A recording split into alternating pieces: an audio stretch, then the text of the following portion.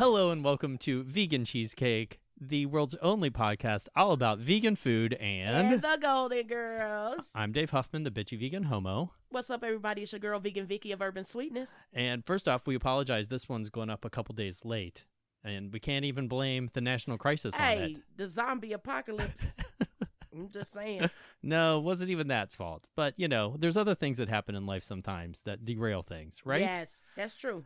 So, yeah, today we're going to be talking about episode number 3 from season 2. Yes. Take Him, He's Mine. Take Him, He's Mine. And I know this whole season 2, is like your favorite season of Golden Girls, it right, is. Becky? Mm-hmm. I do. I love this season. Well, that's because it's got so many good episodes, and this one's a pretty good one. Yes, this is a good one. This has got Stan coming back again. God bless deadbeat Stan. Listen, deadbeat Stan need to go somewhere. But like, for real, this episode strikes a little close to home for a lot of people right now, though, because Stan shows up and he has lost his business. And right now, in this scary, scary time, a lot of people are worried about that and dealing with those same kind of things. So it's a little timely in that way. Yeah, it is. But we're not going to dwell too much on the tragedies of the world, because this is supposed to be fun. It is fun. We're going to keep it light. Keeping it light. The Golden Girls are all about fun. Yes. And so, yeah, Stan shows up. And he wants to go out with Dorothy. He wants Dorothy to basically cheer him up, console him. Man, get out of here with that mess. You know, that's not her job anymore. It's not. No, that's what that's what the signature on the divorce paper means, right? That's what I'm saying. Yeah. And then I'm offended that he even, I'm like, if you don't get out my face. Yeah. After all the crap you put me through. I know, that's just me. Sorry, that's people. Just you? Yeah, maybe. I don't know. Maybe somebody else out there feel different.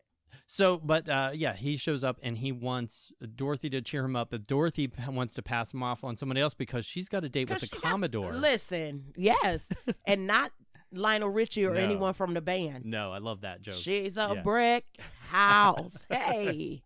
Okay, sorry. That's all right. I love whenever you just break into one little bit of song. You got a song in your heart. I do. That's all right. I have several songs in my heart. Oh, yeah? I do. All right. Well, maybe we'll have karaoke day here sometime. Oh, that would be awesome. Oh, when at that. Oh, but the subplot of this one, I forgot to mention, involves Sophia and Rose starting their own little sandwich business where they're going to sell sandwiches at like bacon, lettuce, potato. Yeah. They're out of say it fast. They're out of tomatoes.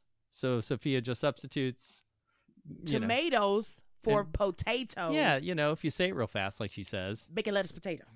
But the thing is, I potatoes and that that might be a good sandwich. It might be. Well, yeah. If you cook the potato, you can't have raw potato. No, not a raw potato. No. But I think I've talked about in the past my ex who would substitute things just because they were like the right color. You know what I mean? I remember that. Yeah, in a recipe. So I think this would be kind of like maybe something he would do. He's like, well, it rhymes. So yeah, it would work as long as it's comparable in some way. It doesn't have to be the same taste. You know what got me? Sometimes I think Rose needs to be quicker. You got to be quicker. Yeah. Because I'm like, Rose is making all the sandwiches. Mm-hmm. Sophia sits down eating grapes. Yeah. Like, you going to do all the work. I'm going to collect the money, though. Well, that's why, a problem. That's why Sophia wanted to partner with Rose. She did, because Rose asked, why didn't you ask Dorothy or Blanche? Mm-hmm. Because Rose says she doesn't have any business sense. Right. Which is why Sophia. And she said, exactly. Mm-hmm. That's terrible. That's what you always want, a business partner that you can exploit and steal from. Oh, my gosh. That's I was going to say that's Economics 101, but we learned later in the episode, Economics Lesson 101 is stop being an idiot. There you go. Like Rose is doing. Yeah. And they run into Johnny No Thumbs. Oh my goodness. I like the whole subplot of this is probably funnier than the main plot. Yeah. Although the main plot is again where we get tension between two of the friends over a man, because Dorothy eventually passes Stan off on Blanche. Because Dorothy promises that she's going to introduce Blanche to all of the Commodores who've been out at sea for at least 6 months. All these sailors, yeah. And she said, hold on. She changes her song right away. Does. Yep, because now all of a sudden Blanche is interested. Right. So I have a question for you. Yes, ma'am. Have you ever wanted to hook up with one of your friend's exes? No. Really? No, I don't think so. No, but of course, in the gay world, it's a very different thing. It's not as like, I don't think we have that same kind of, Okay. I don't know. It's different, I think. It's not, and it would depend. If it was a casual thing, that's different than if it's a, oh, this was like someone's. Yeah. Like, I probably would have never, if it was like a serious relationship, then no, I probably would never have gone for that. Right. Yeah. Because anytime my friends like have a guy, he's like automatically unattractive. Yeah? Yeah. Oh. You know, That's I'm good. like, I put in my, no. I mean, he could be fine. Don't get me wrong. But then it's like. But you just aren't interested. No, he's totally unattractive. Off limits. Okay. He's off limits. That's good to know. You know, except I did have one. Well, you know what? But she really wasn't like a friend. Okay. She was like an acquaintance, you know. So you stole her man. No. We never went out. No, we never went out. But it's like they were married, but then they got divorced. And then I was like, then I just got to know, like, you know, she would paint a different picture. Right. But then he was really a good guy. Mm-hmm. And I was like, oh, he fine. Mm-hmm. But I never, but it never was nothing ever went with no. All right. No. But it's like, that's my thing. If they go out with him or they, you know, they're whatever, off the market. He's like not attractive anymore. Well, I don't know that. I know Dorothy claims that Stan was attractive when he was younger. She has said that in the But, past. you know, Stan doesn't seem like the biggest catch, but he seems to be able to get these young, attractive women. Listen, well, first of all, I think it's because of money. Yeah, maybe. Mm-hmm.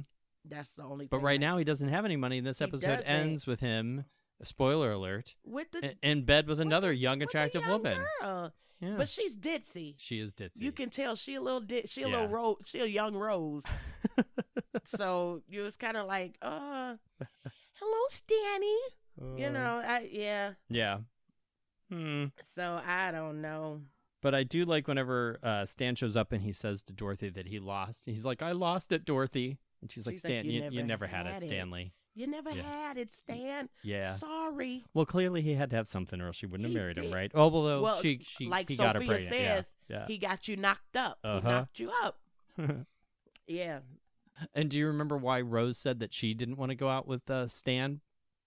I forgot. Oh, my God. Initially, she says because she's really bad at listening to other people's problems. Oh, yeah, but she's a suicide. She's a grief counselor. She's a grief counselor. But she's not good at her job. She has the highest suicide rate in the company. That is hilarious. Yeah. She said, no. I have the highest suicide rate. Yeah. That's was funny. Yeah. I wonder if that's how if you get like your job reviews at the grief center. You had 12 suicides. Sorry, Rose. In the last 6 months. Yeah. We can't do that. We can't give you that raise we were talking about. Rose. You can only have no more than like 3. Because listen, I'm telling you right now, Rose probably sit there and start telling St. Olaf stories. Oh. And they that gotta just drives them. Yeah. They like, you know what, I can't do this no more. Mm-hmm. So it was kind of like 3. It was like the main plot, then like 2 subplots because we had the Johnny No Thumbs and them starting the business. Yeah, well, the Johnny No Thumbs ties into that. I know, but it references. I like whenever Sophia says that she's going to make one call to, to Sicily and he'll get it taken care of. Right. Mm-hmm. Listen. To Uncle whatever his name was. Listen, Sophia has connections. Yeah, I went across Sophia. I know that's right. Mm-hmm. It's like in the season 1 where she puts that curse on the guy. Oh, yes, she did. Turns out it was just his wife doing it all. But still, the episode before that we just talked about last week was the one with Burt Reynolds. Yes. And then I like that this one has another Burt Reynolds reference because apparently in the 80s, the Golden Girls were just all about Burt Reynolds. Yeah, they were, but he was the sex symbol at that time. He was, but because Blanche has tickets to go see. Stan is going to take her to the Burt Reynolds dinner theater, right, to see Mr. Jamie Farr, right, Jamie Farr from MASH. Yeah. Yes, everybody, Mr. Burt Reynolds, and the Kane Mutiny Marshal or something, Mutiny Court Marshal. That is so funny. This is something that just doesn't exist anymore. This whole like kind of dinner theater circuit and summer stock circuit. Yeah. I don't know how familiar you are with that. Awesome. It was like a thing. Yeah, it was. Where like whenever TV shows were in their off season, all of these TV stars would like go all over the country and do these shows. Yeah. Yeah. And Akron had the Carousel Dinner Theater. That was a big one. That one just closed like maybe 10 years ago or something. But I remember going to that one time when I was young. That was awesome. Well, there was a very famous summer stock company that was based here in Ohio called the Kenley Players. And one of my best friends is actually working on a research project about the Kenley Players. Wow. And that's what he would do is like they would book all these people like Paul Lynde and all these like sitcom stars that would go around and like star in whatever, Death of a Salesman starring Jamie Farr or whatever. You know what I mean? Like, it's just hilarious. Oh, it's just a different time. Imagine, the cast of Friends, like if Courtney Cox and all those people were still touring around in the summer and you could go see them in Hamlet. Yeah. At the dinner theater. Tim Allen in Macbeth or something terrible like that. Oh my gosh. See, imagine. There we go. How much better would the world be? That's what the world needs right now. Listen, Lawrence Fishburne as Othello. Well, that would actually. Did he already? I feel like, I don't know. I mean, like, I could actually see Lawrence Fishburne. He's still like a movie star. He could do that on Broadway. People would go see Lawrence Fishburne. I just think that that's what the world needs now, is more cheesy TV stars in weird theater productions. But isn't it funny how, like, now, like, people, like, you got shows like Dancing with the Stars and things like that. Like, the very first one, it was like these kind of B, C type stars, borderline, now, it's like everybody. So you see, like, they're hosting game shows now. They're doing all kinds of stuff because it's like the cool thing to do now. Yeah, it's not like as cheesy. Back in the day, it wasn't. Yeah, the fact that like Alec Baldwin is hosting, the reboot of Match Game and stuff. Right. That was a lot of fun. So funny. I enjoy it. I miss those kind of things. I have a question. All right, I have an answer. Okay, what's your favorite sandwich? Like odd kind of sandwich. Odd kind of sandwich? Yes. That's a good question. Like bacon, lettuce, potato. Well, my favorite sandwich is the Reuben, as we know. Oh, which reminds me, how did your pop-up go? You had a St. Patrick's Day pop-up and you were selling Reubens. I wasn't able to make it. Amazing. Great. Yeah, you know what? And I think I was really happy because first I didn't, I didn't know what to expect. I was like, okay. Right. I'm not going to get this much stuff. I'm not going to get that much stuff. But then I said, you know what? I'm just going to go for it. And people showed up and bought your sandwiches. When I tell you it was packed. Yeah?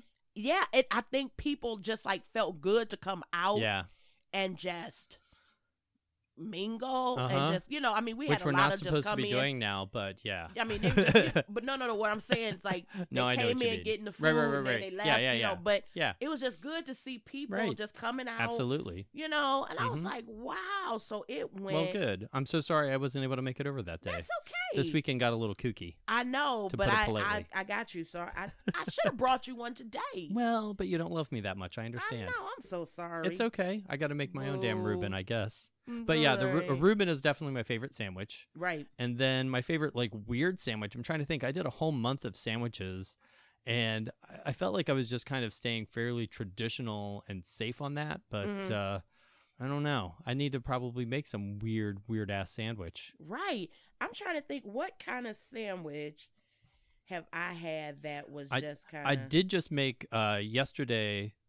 from the day that we're recording this was National Sloppy Joe Day. Ooh. So I made Sloppy Joes yesterday. Nice. And that recipe is on my website if you want to make the easiest, cheapest way to like feed your family is to make a bunch of those Sloppy Joes. For real. It costs maybe like $4 in ingredients and you feed like, it makes like 12 Sloppy Joes. Yeah. So it's a really economic way to it is. And then I had thank you. There you go. That's a little home quarantine tip while you're trying to save some money. Absolutely. But the I had so much of that stuff left over and I wasn't sure, like, I don't want to just eat nothing but Sloppy Joes for the next like month and a half. Right. But I did for dinner. I made like a baked potato.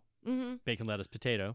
I made a baked potato, and I put some of the Sloppy Joe stuff on that with a dollop of sour cream on there, the tofutti sour cream, and it was delicious. It worked really good. Yeah, so I had a Sloppy Joe sandwich for lunch, and then I had a Sloppy Joe potato for dinner. That's awesome. Yeah. Oh, I'm getting applause. Yeah, because you could use that. Boom, you got 3 meals. Yep, it is. 3 different types it's really, of meals. really good. That's what's up. Yeah, and if you want to take some home with you, you can take some Sloppy I Joe will. home with you. Oh, yeah, you're on some sort of thing now. Detox. Yeah. Boo. Which reminds me, I said I was going to slap the toxins out of you. I know. So you can get this detox done sooner. Right. Boo. Not that my Sloppy Joes are full of toxins. But, no, they won't. But I will sneak a little. And I also made some cookies yesterday that would kill you. Ooh, I made some pecan cookies. Yeah. So yeah, it would just make your whole. Don't kill me. Yeah, it would just kill you dead. I don't want that to kill me. No. There's enough other things out there trying to get us right now. Absolutely, and I don't want it. So during this time where we're all kind of just staying home a little bit more, yes. What have you been using this time to cook and experiment and do stuff? Actually, Not really. No? You've just been kind of relaxing? You know what? I've been just feeling like chilling. A lazy bum? Yeah. You know what? No, let me tell you what I did do, though. What'd you do? Well, there are some things I want to try to make. All right. Not try to make, but that I'm going to make. Just because I want some. This is the time to check things off of the best intentions list, by the way. It is. So I think I'm going to do a French onion soup. Ooh. Like with like a really thick bread, like the thick bread kind, and get it good. Mm-hmm. But I did like a triple thorough cleaning. Okay. Of the house. Good. Like kitchen. Mm-hmm. I mean, like on the hands and knees. Yeah. Just scrubbing and getting it in and sweeping. Zoe hates the broom. So when she was getting in the way, I would just grab the broom and she'd run away. So I was like, cool. Zoe is her little dog. Yes, Zoe is my fur baby. In case you think she's like terrorizing children or someone else. I'll do that though. No, I'm just playing.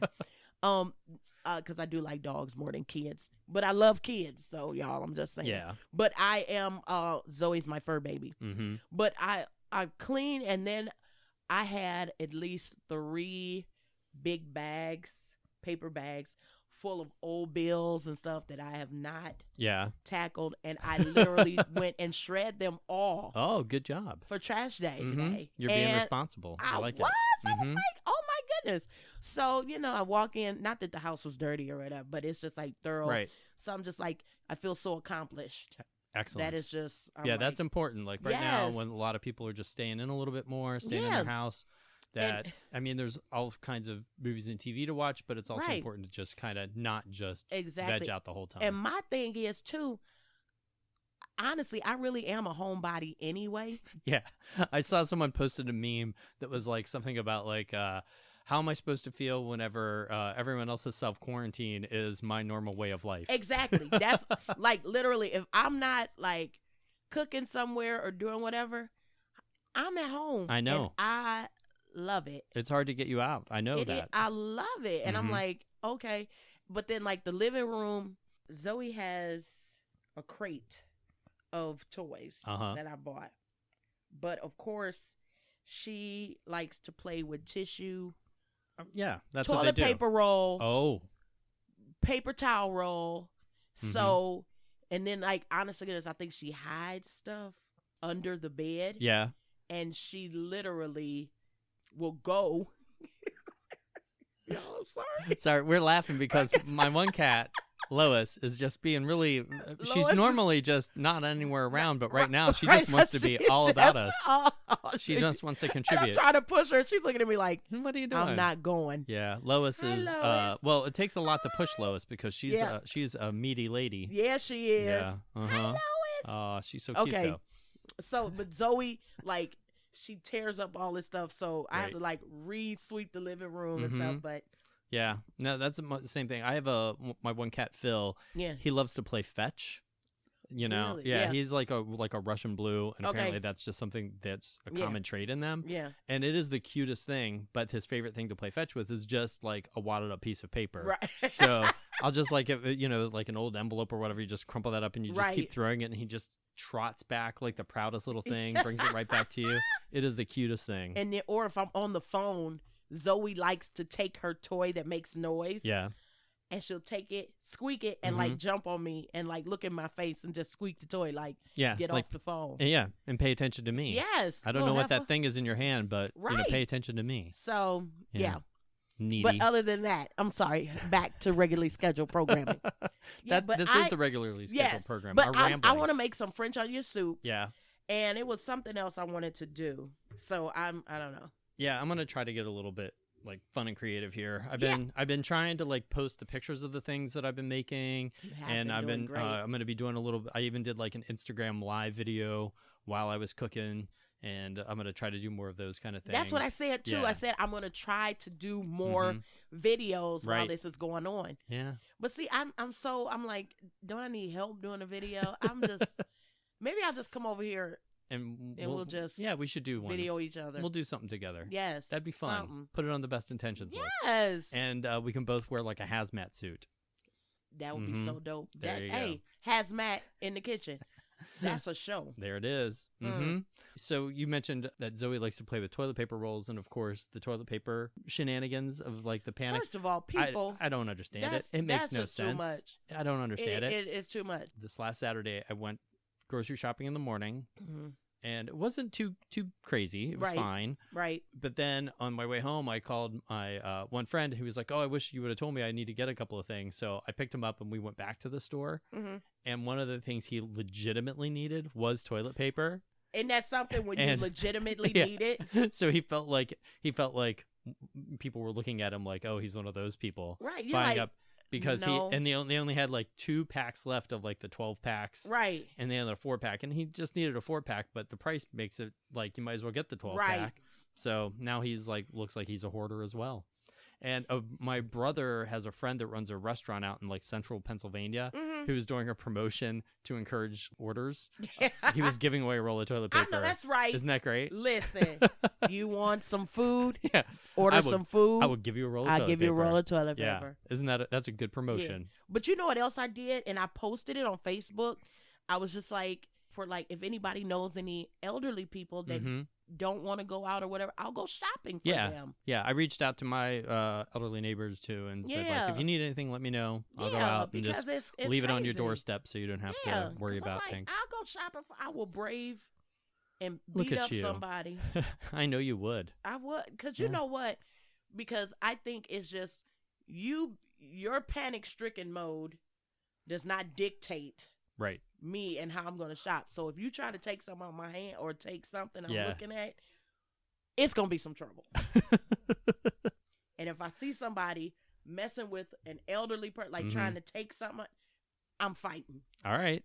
I'm just letting y'all know, watch out. Vegan Vicki, I'm telling you. She will take you down. I will. Let the people have some stuff. All right, let's get back to Golden Girls for a minute. Yes. Were there any specific lines in this that you loved or that cracked you up? You know what? I'm just still in love with the bacon, lettuce, potato. Because it's like I'm trying to get it to where it sounds as if it is a BLT. But there's two, so Rose is kind of making fun of the fact that Sophia wants her to do that. But then later Rose tells the story about when she was little and she said she had a Belgian waffle stand. She had a Belgian waffle. She said they were just English muffins and they just cut out the little group. So she was selling lies back then. She was. So she has been prepared for the lies. For food fraud, you know. Did you ever have a little lemonade stand or anything? Did you ever try that? No, because where we lived growing up, the road we lived on, the speed limit was 55 miles an hour. Oh, yeah, you wasn't doing nothing. So that would have been not very good. No. Although my mom always used to threaten to put me out in the front yard with a sign that said free kid. Oh, wow. Yeah. Okay. But that's just like my mom. She would set me outside and just leave me a bag and tell my dad to come get me.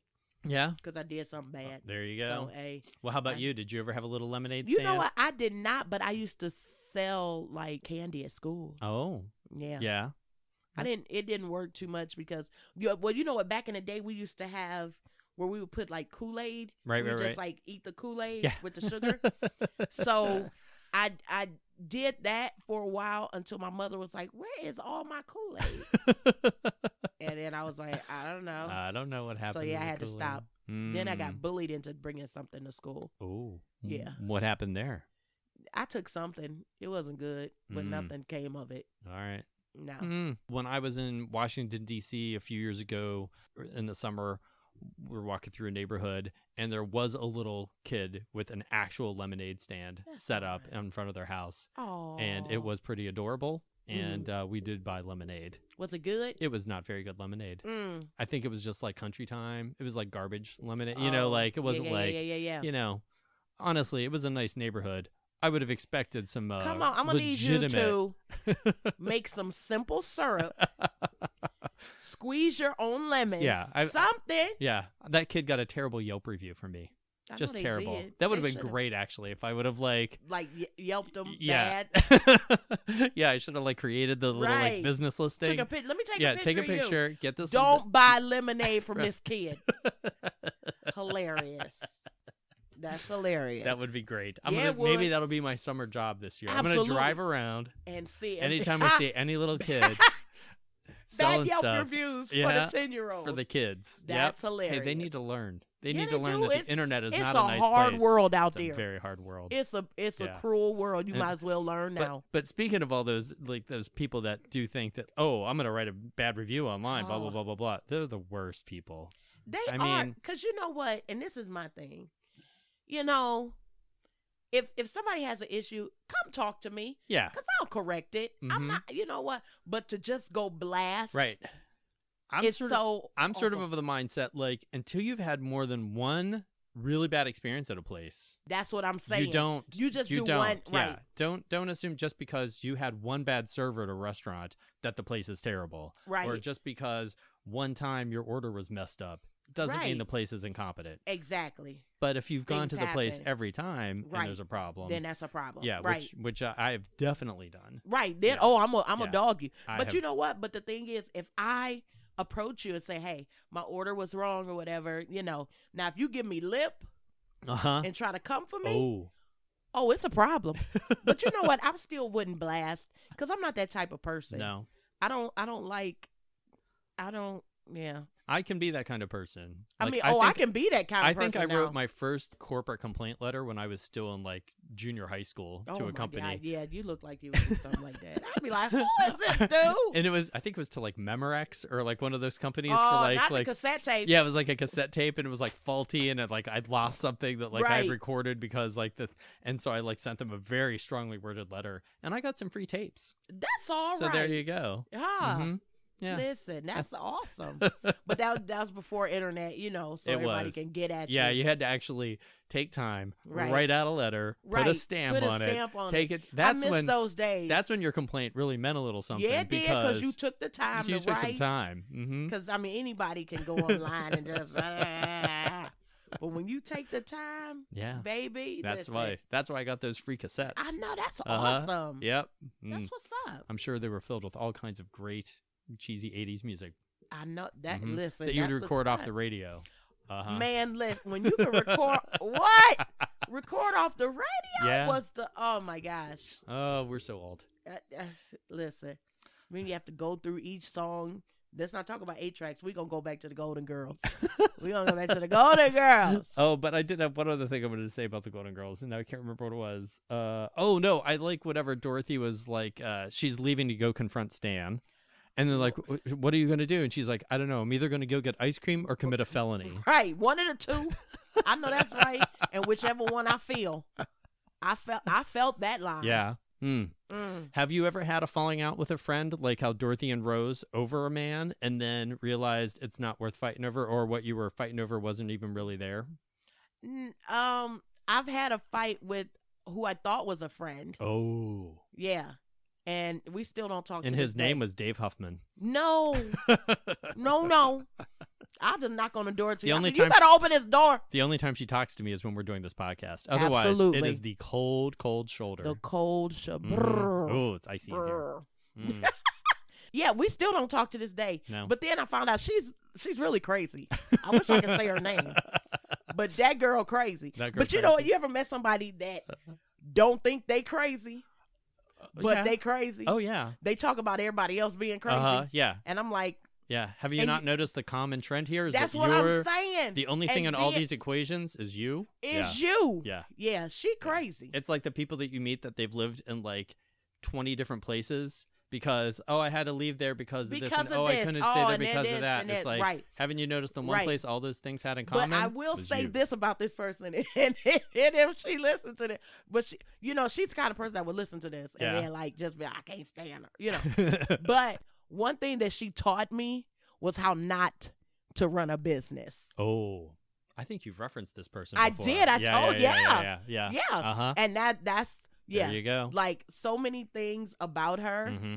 Like she's taught me so much. That's why my business is successful. So because I don't follow. When you think about her, do you just start to feel magenta? Like Blanche gets feeling magenta?